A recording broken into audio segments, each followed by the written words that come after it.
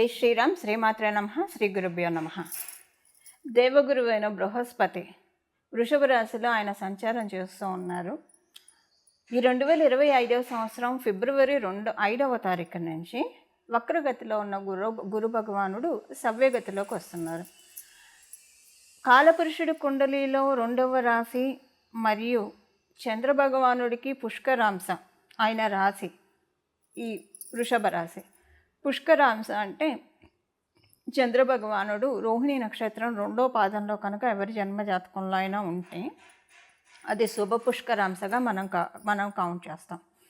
అశ్విని నక్షత్రం 1వ పాదము, రోహిణి నక్షత్రం 2వ పాదం, ఇలా కొన్ని నక్షత్రాలు ఉంటాయి. ఆ పాదాలను అనుసరించి అంటే 1వ పాదంలోనే పుట్టాలి. అశ్విని నక్షత్రం 1వ పాదంలో పుడితే ఏ గ్రహం అయితే ఉంటుందో అది చాలా మంచి ఫలితాలను ప్రసాదిస్తుంది. మళ్ళీ అక్కడ ఎలాంటి ఫలితాలను ప్రసాదిస్తుంది అనేది మన జన్మజాతకాన్ని బట్టి ఆధారపడి ఉంటుంది. అయితే ఈ రోహిణి నక్షత్రం 2వ పాదంలో చంద్రభగవానుడు శుభ పుష్కరాంశ అని మనకి జ్యోతిష శాస్త్రం చెప్తుంది. ఈ వృషభ రాశిలో గురు భగవానుడు వక్రగతి నుంచి బయటకు వస్తున్నాడు. వక్రగతిలో నుంచి ఆయన బయటకు వచ్చినప్పుడు ద్వాదశ రాశుల వాళ్ళకి ఎలాంటి ఫలితాలను ఆయన ప్రసాదిస్తున్నాడు. అందున కాలపురుషుడు కుండలిలో 2వ రాశి అయిన వృషభ రాశి శుక్రాచార్యుల వారి రాశి. మనకు వచ్చే రిసోర్సెస్ అన్నీ కూడా అదే సూచిస్తుంది. వృషభ రాశి సూచిస్తుంది, ఎక్కువగా సూచిస్తుంది. మిగతా హౌసెస్ కూడా మనం చూడాలి, but major primary డిటర్మెంట్ house 2nd house అని మనం చెప్తాం. అయితే గురు భగవానుడు జీవకారకుడు కాబట్టి ఇప్పుడు ఇన్నాళ్ళు ఆయన వక్రగతిలో ఉన్నాడు. ఇప్పుడు సవ్యగతిలో వస్తూ ఏ విషయాలకి ఆయన జీవాన్ని పోస్తూ ఉన్నాడు, ఏ విషయాలకి ఆయన జీవాన్ని పోస్తూ ముందుకి నడిపిస్తూ ఉన్నాడు అన్న విషయాన్ని మనం ఇప్పుడు ద్వాదశ రాశుల వారికి కూడా విడివిడిగా మనం చూద్దాము. గోచారంలో చాలా అనేక శుభాంశాలు ముందు చోటు చేసుకోబోతూ ఉన్నాయి. అవన్నీ కూడా నేను రాబోయే వీడియోలో తెలియజేస్తాను. రాబోయే రోజుల్లో తొందరలోనే పోస్ట్ చేస్తాను అవన్నీ. ఇప్పుడు ఈ సమయంలో కాలపురుషుడు కుండలిలో ప్రత్యేకమైన యోగం ఏంటంటే శనైశ్వరుడు కుంభరాశిలో సంచారం చేస్తున్న సమయంలో గురు భగవానుడు వృషభ రాశిలో సంచారం చేయడము. అంటే దీనికి విశేషం ఏంటి అంటే శనైశ్వరుడు శశమహాపురుష యోగాన్ని ఇస్తూ ఉన్నాడు కుంభరాశిలో ఉంటూ. అంటే కాలపురుషుడు కుండలిలో నుంచి కదా స్వస్థానంలో ఉంటే కొన్ని రాశుల వాళ్ళకి శశమహాపురుష యోగం అప్లికేబిలిటీ ఉంటుంది.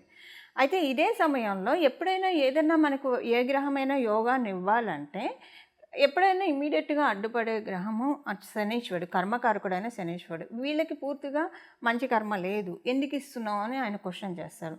అప్పుడు ఏం చేస్తారంటే మనకు ఒకవేళ బాగా ఉంటే కనుక ఆయన ఎక్కువ వరాలను ఇచ్చేస్తారు.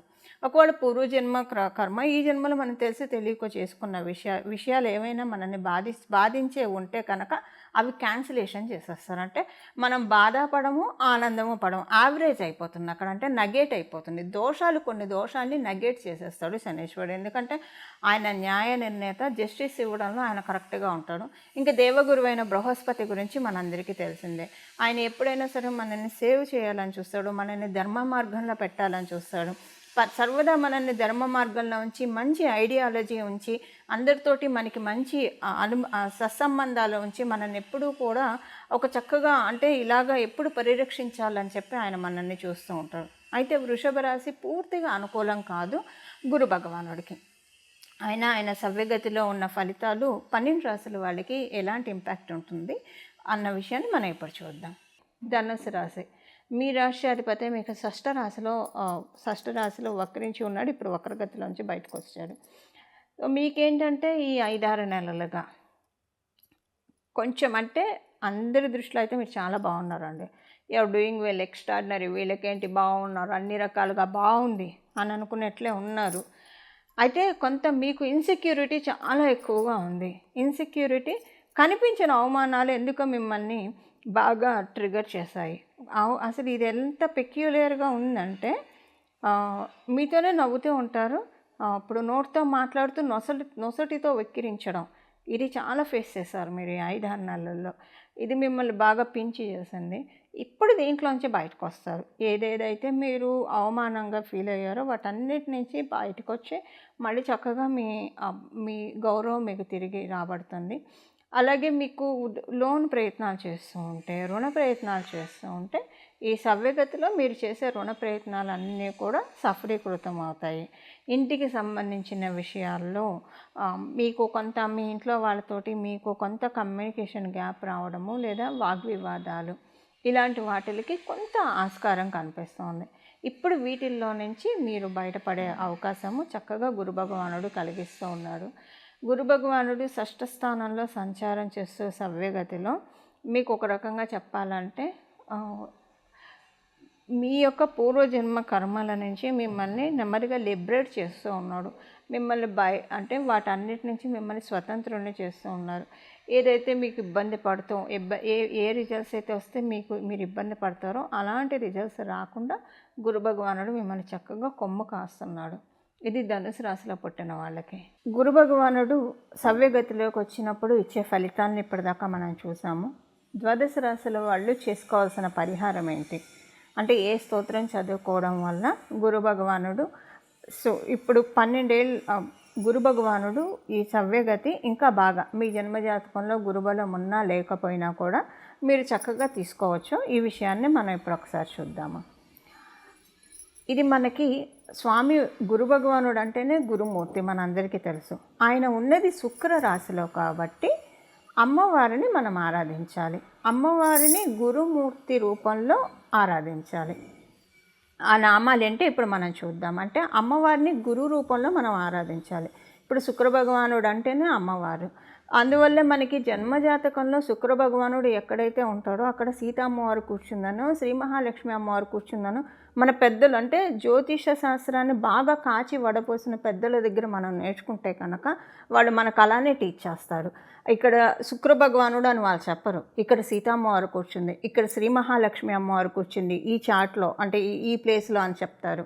అలాగే 12వ స్థానానికి వచ్చేసరికి వాళ్ళు ఏం చెప్తారంటే 12వ స్థానం అంటే సహజంగా లాసెస్, వ్యయము, ఖర్చు ఇలా రకరకాలుగా ఉంటాయి. అందులో కూడా చాలా మంచి విషయాలు ఉంటాయి. గిఫ్ట్ డీడ్స్ ఉంటాయి 12వ స్థానం నుంచి గిఫ్ట్ డీడ్స్. ఇప్పుడు ఎందుకు నేను 12వ స్థానాన్ని ప్రత్యేకంగా తీసుకున్నాను అన్న అంశాన్ని నేను మీకు చెప్తాను. 12వ స్థానం గిఫ్ట్ డీడ్స్, అలాగే 12వ స్థానం మన ఫారెన్ ట్రావెల్స్ని సూచిస్తుంది, అలాగే ఎక్స్పోర్ట్ అండ్ ఇంపోర్ట్స్ని సూచిస్తుంది 12వ స్థానము. ఇంకా మేజర్గా మనకి అంటే జ్యోతిష శాస్త్రాన్ని ఎవరైతే అమ్మవారి ఉపాసన అంటే బాగా తపస్సులాగా తీసుకుంటారో వాళ్ళు ప్రతి ఒక్క హౌస్ను కూడా బ్యూటిఫుల్గా చూస్తారు. సో వాళ్ళు ఏం చెప్తారంటే పెద్దలు ఇప్పుడు అంటే నేను చెప్పేది చాలా కాలం క్రితం పెద్దలు మనకి ఎలా చెప్తారంటే మనకి టీచ్ చేసేది వాళ్ళు ఎలా చేస్తారంటే బాగా వయోవృద్ధుల దగ్గర మనం నేర్చుకుంటే వాళ్ళు టీచ్ చేసే పద్ధతి ఎలా ఉంటుందంటే 12వ స్థానం అంటే అమ్మ ఒడి అని చెప్తుంది. ఎప్పుడైనా సరే ఒక పసిబిడ్డడు తల్లి ఒడిలోనే ప్రశాంతంగా పడుకుంటారు. తల్లి ఒడి అంటే ఏంటంటే మన అమ్మ ఒడి కావచ్చు లేదా జగన్మాత యొక్క ఒడి తల్లి ఒడి. ఇప్పుడు ఇది ఎంత ఎందుకు చెప్తున్నానంటే మనకి కాలపురుషుడు కుండలిలో 12వ స్థానానికి అధిపతి గురు భగవానుడు. 12వ స్థానానికి అధిపతి గురు భగవానుడు ఇన్ని విశేషాంశాలు కూడుకున్న గురు భగవానుడు మనం ఇప్పుడు ఈ నామాన్ని జపించడం వల్ల అమ్మవారికి సంబంధించిన ఇప్పుడు మనం తెలుసుకోబోయే ఈ నామాన్ని జపించడం వల్ల అంటే గురు భగవానుడిని మనం అమ్మవారు గురు రూపంలో వస్తే ఎలా ఆరాధిస్తామో అలా ఆరాధించడం వల్ల ఇందులో ఒకటి మనం సరస్వతి అమ్మవారి పూజ చేసుకోవచ్చు ప్రతిరోజు, లేదా గాయత్రి అమ్మవారి మగవాళ్ళైతే గాయత్రి మంత్రాన్ని జపించడం కావచ్చు, లేదా అష్టోత్తర శతనామావళి గాయత్రి అమ్మవారి అష్టోత్తర శతనామావళి చదవడం, లేదంటే ఇప్పుడు మనం తెలుసుకోబోయే ఈ నామాన్ని జపించడం వల్ల దీనివల్ల ఏమవుతుందంటే మనకి వ్యయస్థానం కనుక ఇప్పుడు మనకు ఒక మంచి అవకాశము. అంటే వ్యయస్థానం అంటే మీనరాశి కాలపురుషుడు కుండలిలో నేను చెప్పేది వ్యయస్థానం కాలపురుషుడు కుండలిలో మీనరాశి. ఎవరి జన్మ జాతకంలో వ్యయస్థానం బాగోలేదు కాలపురుషుడు కుండలిలో నుంచి, అలాగే వాళ్ళది కూడా ఇప్పుడు మనం చేసే ఈ నామాల వల్ల 2 సెట్ అయిపోతాయి. ఇప్పుడు సపోజ్ కాలపురుషుడు కుండలిలోంచి వ్యయస్థానం మేషరాశి వాళ్ళకి మీనరాశి 12వ స్థానం అవుతుంది. వృషభ రాశి వాళ్ళకి అదే వ్యయస్థానము లాభస్థానం అవుతుంది. మిథున రాశి వారికి అదే వ్యయస్థానము వాళ్ళకి 10వ స్థానం అవుతుంది. కర్కాటక రాశి వాళ్ళకి 9వ స్థానం అవుతుంది. సో అంటే దీనివల్ల ఏమవుతుందంటే వాళ్ళకి మీనరాశి ఏ పోర్ట్ఫోలియో వచ్చిందో ద్వాదశ భావాల్లో ఏ భావంలో కనుక అది సూచిస్తూ ఉంటే ఆ భావాన్ని మనం కరెక్ట్ చేసుకున్న వాళ్ళం అవుతాం. దానికే ఇప్పుడు మనం తెలుసుకోబోయే ఈ నామాలు చక్కటి ఫలితాలను ఇస్తాయి. ఒకవేళ బ్యాడ్ ఇంపాక్ట్స్ ఇస్తూ ఉంటే బ్యాడ్ ఇంపాక్ట్స్ని మనం తీసేస్తున్నాయి. అండ్ 12వ స్థానం మోక్షస్థానం అని చెప్తుంది జ్యోతిష శాస్త్రం. మోక్షస్థానం అంటే ఏంటంటే ఇప్పుడు మోక్షం అంటే ఒకటే మోక్షం అని కాదు, మనకున్న కష్టాల నుంచి కూడా మనకి మోక్షం కలగాలి, మనకున్న బాధల నుంచి కూడా మనకి మోక్షం కలగాలి. అది కలిగినా కూడా మనం లిబరేట్ చేస్తుంది. 12th హౌస్ మనల్ని లిటరల్గా లిబరేట్ చేస్తుంది మన చుట్టూ ఉన్న బ్యాడ్ సిచ్యువేషన్స్ నుంచి. సో ఇప్పుడు మన చుట్టూ ఉన్న బ్యాడ్ సిచ్యువేషన్స్ ఒకవేళ ఉంటే కనుక వాటి నుంచి మనల్ని మనం లిబరేట్ చేసుకోవడానికి, అలాగే 12వ స్థానాన్ని బలపరుచుకోవడానికి, కాలపురుషుడు కుండలిలో 12వ స్థానాన్ని అది గురు భగవానుడి స్థానం కాబట్టి దాన్ని బలపరుచుకోవడానికి ఇది చక్కటి అవకాశం, ఒక సువర్ణ అవకాశం, ఒక మహత్తర అవకాశము. అది ఎలానే ఇప్పుడు మనం చూద్దాము. ఇప్పుడు మనం మంత్రం చూద్దాము. అమ్మవారిని ఆ గురు రూపంలో ప్రార్థించాలంటే ఏ మంత్రం అయితే మనకి సత్వరమైన ఫలితాలు వస్తాయో అది మనం చూద్దాము. వాగ్దేవ్యే నమః హంసాసనాయే నమః. వాగ్దేవ్యే నమః హంసాసనాయే నమః. వాగ్దేవ్యే నమః హంసాసనాయే నమః. ఈ నామం జపించడం వల్ల ప్రతిరోజు 108 సార్లు, 21 సార్లు లేదా 108 సార్లు ప్రతిరోజు ఈ నామాన్ని జపించడం వల్ల మనకి ఇప్పుడు ప్రస్తుతం గోచారంలో గురు భగవానుడు ఉన్న సవ్యగతి మన కుండలిలో మన జన్మజాతకంలో ధనుసు రాశిని, మీన రాశిని కూడా చక్కగా క్యూర్ చేస్తుంది. ఇది ఒక ట్రీట్మెంట్ లాగా కూడా మనం భావించవచ్చు. అంటే ఏదన్నా ఇబ్బందులు ఉంటే, ఆ రాశులకు సంబంధించిన ఇబ్బందులు ఉంటే వాటన్నిటినీ కూడా తీసి ఆ దోషాలన్నీ కూడా చాలా నివృత్తి చేయబడతాయి. అలాగే యోగాలు ఉంటాయి, కొన్నిసార్లు యోగాలు ఇనాక్టివ్ స్టేట్లో ఉంటాయి. ఎప్పుడైనా అవయోగాలు నిద్రాణంగా ఉంటే మంచిది, యోగాలు నిద్రాణంగా ఉండకూడదు, జాగృత అవస్థలో ఉండాలి. అయితే ఒక్కొక్కసారి రివర్స్ అవుతూ ఉంటుంది. అవయోగాలేమో జాగృత అవస్థలో ఉంటాయి, యోగాలు నిద్రావస్థలో ఉంటాయి. అందుకే లైఫ్లో చాలా సమస్యలు ఒక్కోసారి చుట్టుముట్టేస్తూ ఉంటాయి.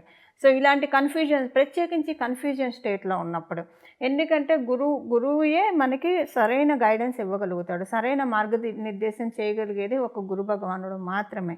సో మనకి అలాంటి సందిగ్ధ పరిస్థితులు రాకుండా ఉండడానికి ఇప్పుడు మనం తెలుసుకున్న ఈ నామాలు జపించడం వల్ల చాలా చక్కటి సత్ఫలితాలు గోచారంలో ఉన్న గ్రహ దేవతలు మనకి కలగజేస్తాయి.